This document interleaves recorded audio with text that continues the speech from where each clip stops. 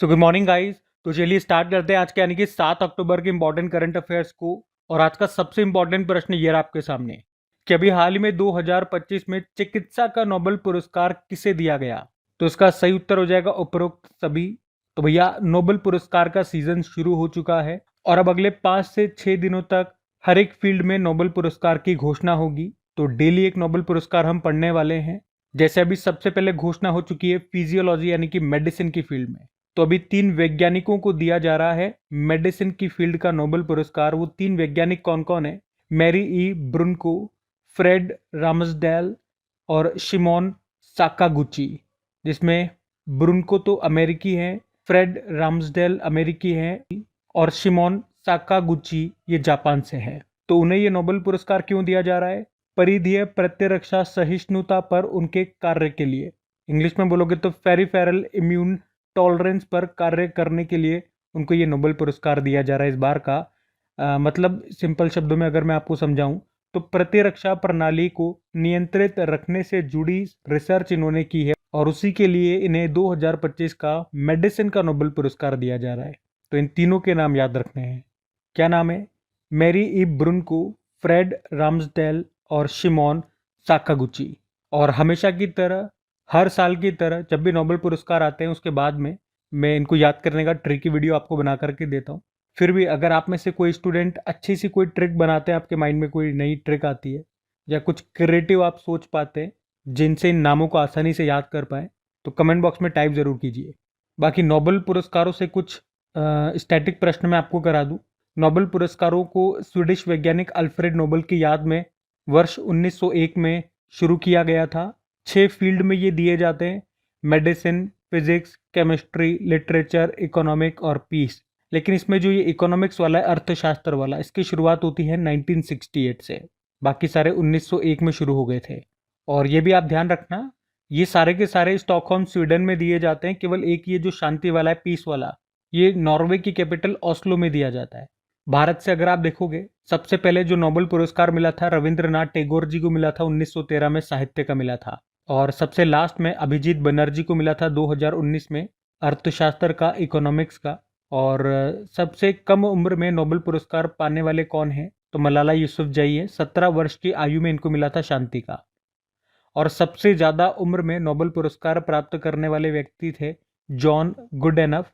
97 वर्ष की उम्र में इनको मिला था। केमिस्ट्री का मिला था इनको, लेकिन अभी कुछ समय पहले इनका निधन हो गया था, निधन हो चुका है इनका। ठीक है, तो नोबेल पुरस्कारों से ये कुछ स्टैटिक प्रश्न है, ये ध्यान में रखना। अगला प्रश्न देखते हैं। फिर अगले में पूछ रहे हैं, हाल ही में जापान की पहली महिला प्रधानमंत्री कौन बनी है? तो आंसर होगा साने ताकाइची।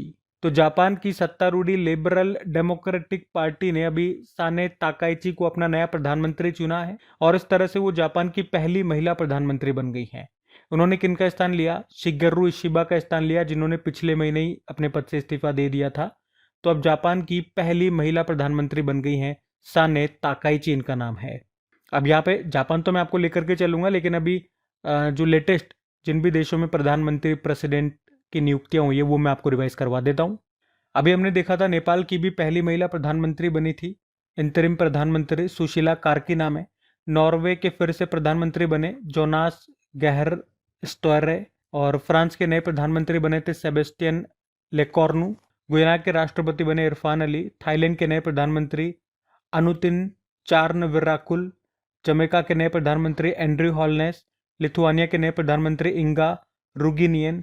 सूरीनाम की पहली महिला राष्ट्रपति जेनिफर गेरलिंग्स। रोमानिया के नए राष्ट्रपति निकुसोर डैन। सूडान के प्रधानमंत्री कामिल इद्रिस। साउथ कोरिया के 14वें राष्ट्रपति ली जे-म्यूंग। पुर्तगाल के प्रधानमंत्री लुइस मोंटेनेग्रो। पोलैंड के राष्ट्रपति करोल नवरोकी। यमन देश के प्रधानमंत्री सलीम साले बिन ब्रेक। सर्बिया के प्रधानमंत्री ड्यूरो मैक्यूट। इक्वेडोर के नए राष्ट्रपति Daniel Noboa.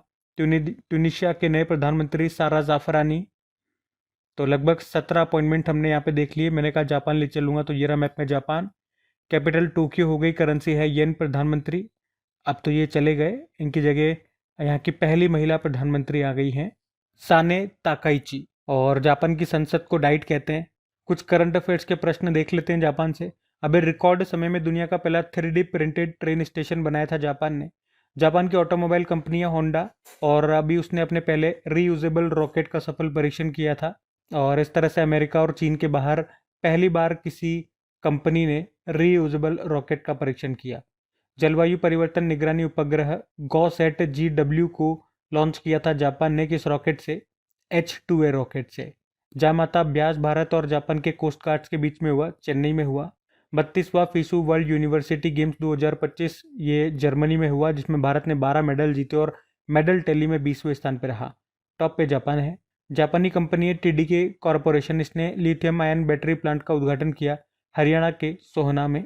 20वां world athletic championship 2025 ये हुआ टोक्यो जापान में, और इसमें टॉप पर अमेरिका रहा। यहाँ पे भारत ने एक भी मेडल नहीं जीता था। ठीक है, ये सब ध्यान में रखना। अगला प्रश्न देखते हैं।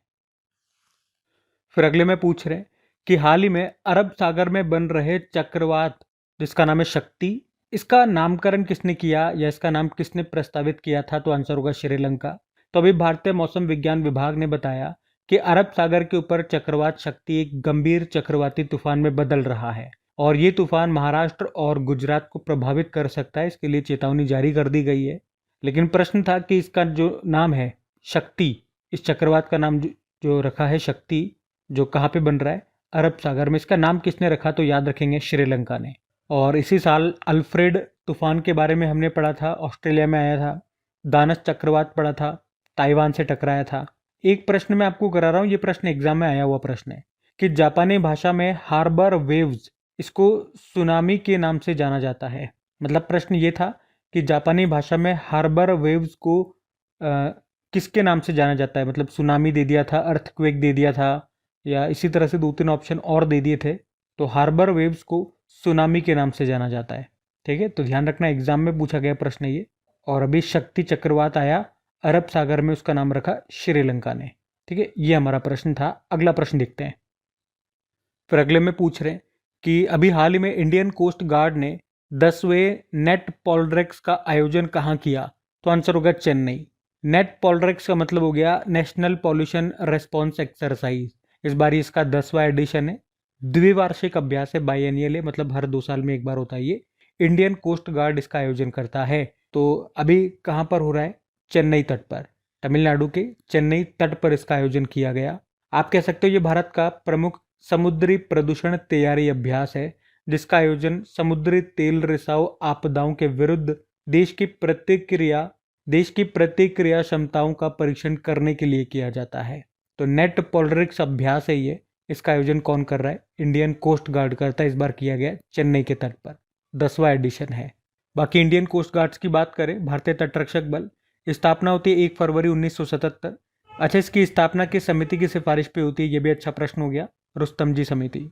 और भारतीय तटरक्षक बल का पहला जहाज था ICGS कुठार। पहले महानिदेशक कौन थे? VA कामत।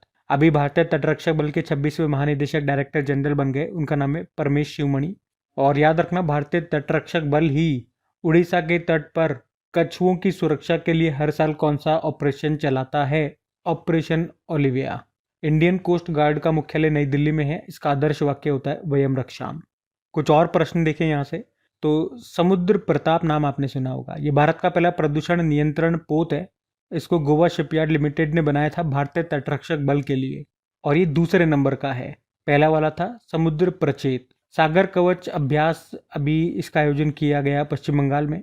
और भारतीय तटरक्षक जहाज है शोर, इसने किस देश में आयोजित नेवडेक्स और आईडेक्स 2025 में हिस्सा लिया था? यूनाइटेड अरब अमीरात। जामाता अभ्यास भारत और जापान के कोस्ट गार्ड्स के बीच में हुआ, कहाँ पे? चेन्नई में। और भारतीय तटरक्षक बल के लिए पहला स्वदेशी हॉवरक्राफ्ट मतलब एयर कुशन व्हीकल होता है, इसे हॉवरक्राफ्ट बोलते हैं।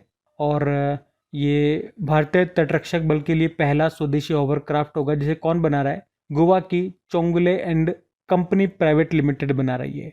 उसके अलावा भी चौथे तटरक्षक वैश्विक शिखर सम्मेलन का आयोजन भी हुआ था रोम, इटली में, जिसकी सह अध्यक्षता की जापान ने। ठीक है, तो इंडियन कोस्ट गार्ड से संबंधित कुछ स्टैटिक, कुछ करंट अफेयर्स के प्रश्न मैंने आपको रिवाइज कराए। अगले प्रश्न की ओर बढ़ते हैं। फिर अगले प्रश्न में पूछ रहे हैं, अभी हाल ही में भारत और किस देश के बीच कोंकण अभ्यास हुआ? तो आंसर होगा ब्रिटेन। तो कोंकण अभ्यास है ये, और एक तरह का नेवल अभ्यास है, भारत और ब्रिटेन के बीच में होता है ये। अभी 5 अक्टूबर को शुरू हुआ, ये 12 अक्टूबर तक चलेगा। कहाँ पर? भारत के पश्चिमी तट पर। और इसमें भारत की ओर से आईएनएस विक्रांत ने हिस्सा लिया, जो कि हमारा स्वदेशी विमानवाहक पोत है। आईएनएस विक्रांत इसका नाम है। और कौन सा अभ्यास है? कोंकण अभ्यास है। चलो, अभी 2025 में जो जो मिलिट्री एक्सरसाइजेज हुई है वो सारी इंपॉर्टेंट मैं आपको यहाँ पर रिवाइज कराता हूँ। एक सबसे पहले हमने पढ़ा था डेविल स्ट्राइक के बारे में, भारतीय सेना और वायुसेना के बीच में हुआ था। ला पेरोस अभ्यास बहुपक्षीय अभ्यास है, मतलब मल्टीलैटरल एक्सरसाइज है, बहुत सारे देश हिस्सा लेते हैं। भारत ने भी हिस्सा लिया, भारत की तरफ से आईएनएस मुंबई ने। और कहाँ पे हुआ? मलक्का सुंडा लोम्बेक जलडमरू मध्य यानी कि स्ट्रेट में आयोजन किया फ्रांस ने। एक्वेरियन अभ्यास भारत मालदीव के बीच में हुआ, मालदीव में। ट्रॉपिक्स अभ्यास, इसका आयोजन भारतीय सेना, भारतीय वायुसेना, भारतीय तटरक्षक बल के बीच में हुआ और हिंद महासागर में हुआ।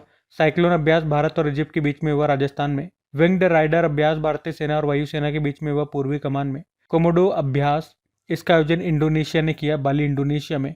सागर कवच अभ्यास इंडियन कोस्ट गार्ड ने इसका आयोजन किया, पश्चिम बंगाल में।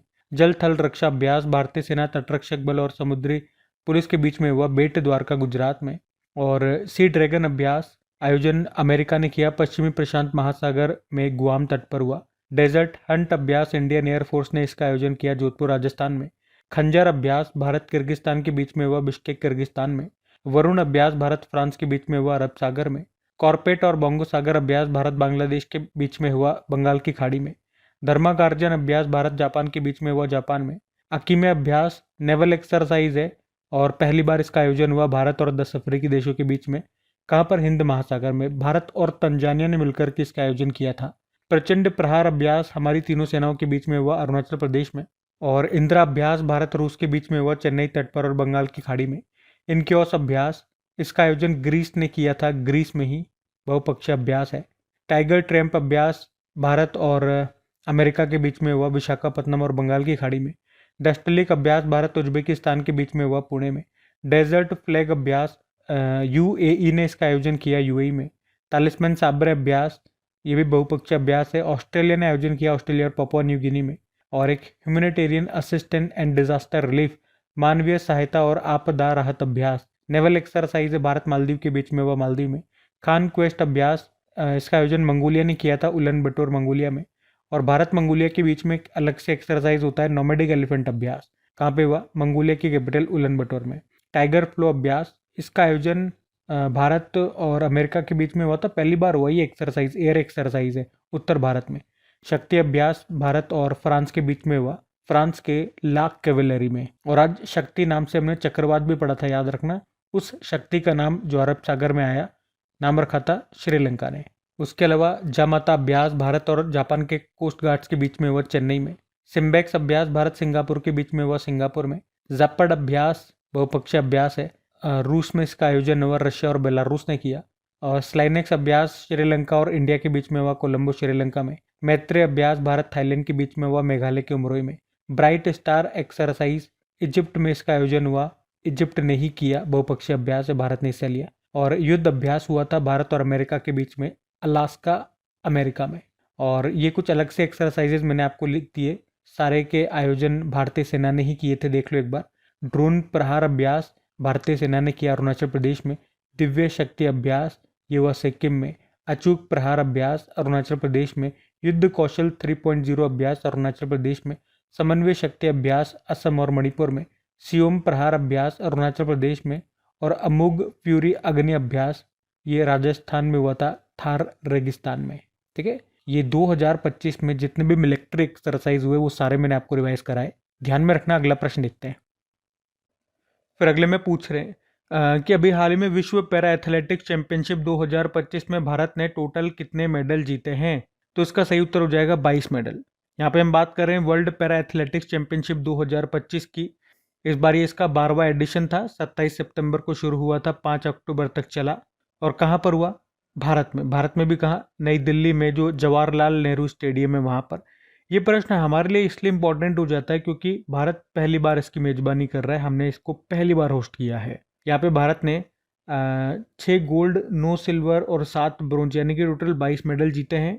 और ये अभी तक का भारत का इसमें सबसे बेस्ट परफॉर्मेंस रहा है। तो 6 गोल्ड की अगर बात करें, मैं आपको खिलाड़ी बता देता हूँ जो गोल्ड लेकर के आए। सिमरन शर्मा महिलाओं की 100 मीटर रेस में। निषाद कुमार पुरुषों की ऊंची कूद में। सुमित अंतिल भाला फेंक में, संदीप संजय भाला फेंक, रिंकू हुड्डा भाला फेंक और शैलेश कुमार ऊंची कूद में गोल्ड लेकर के आए। तो इस तरह से ये 6 गोल्ड आए। और मेडल टैली में अगर बात करोगे तो टॉप पर यहाँ पे ब्राज़ील रहा है। ब्राज़ील ने टोटल 15 गोल्ड जीते, 20 सिल्वर और 9 ब्रोंज, टोटल 44 मेडल जीते। और भारत की बात करें तो भारत आप देख सकते हो, भारत 10वें स्थान पर है मेडल टैली में। वर्ल्ड पैरा एथलेटिक्स चैंपियनशिप की अगर बात करते हैं तो पहली बार ये 1994 में हुआ था बर्लिन जर्मनी में। और ये हर 2 साल में होता है। तो अभी जो हुआ अभी 12वां एडिशन हुआ है। और पिछला जो 11वां एडिशन हुआ था 2023 में हुआ था जापान में, और उसमें टॉप पे चाइना रहा और छठे स्थान पे रहा था। ठीक है, विश्व पैरा एथलेटिक्स चैंपियनशिप की हमने बात की है, ध्यान में रखना। अगला प्रश्न देखते हैं।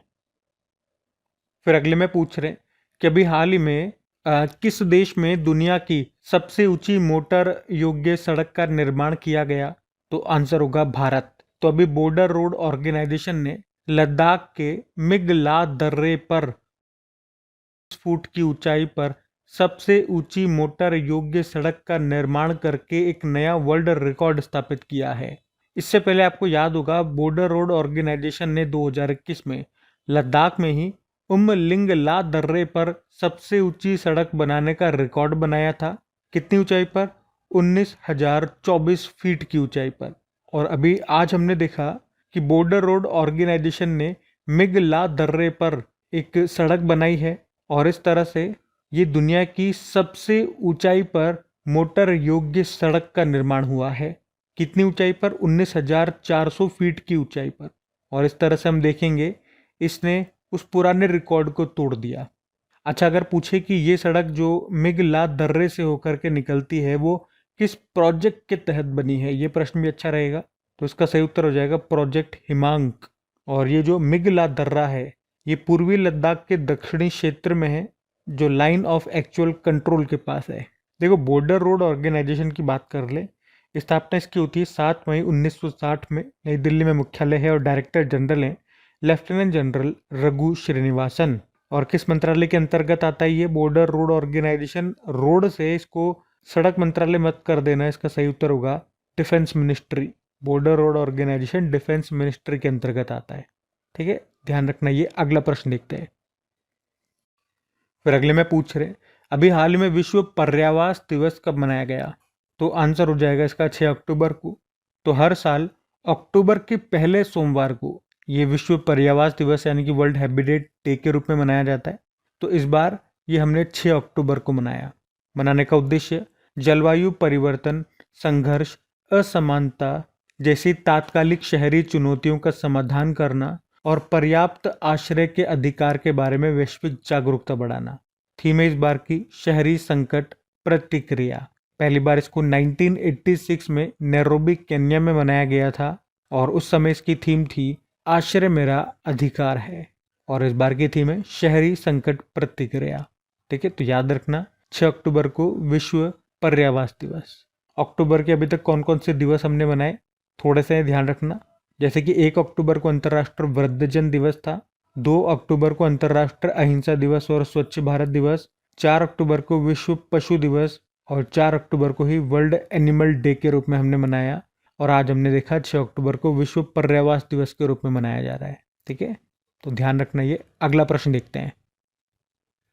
फिर अगले में पूछ रहे अभी हाल ही में प्रधानमंत्री नरेंद्र मोदी ने देश भर में 1000 ITI के आधुनिकीकरण के लिए अभी कौन सी योजना शुरू की है? तो अच्छा प्रश्न है ये भी। इसका सही उत्तर होगा प्रधानमंत्री सेतु योजना।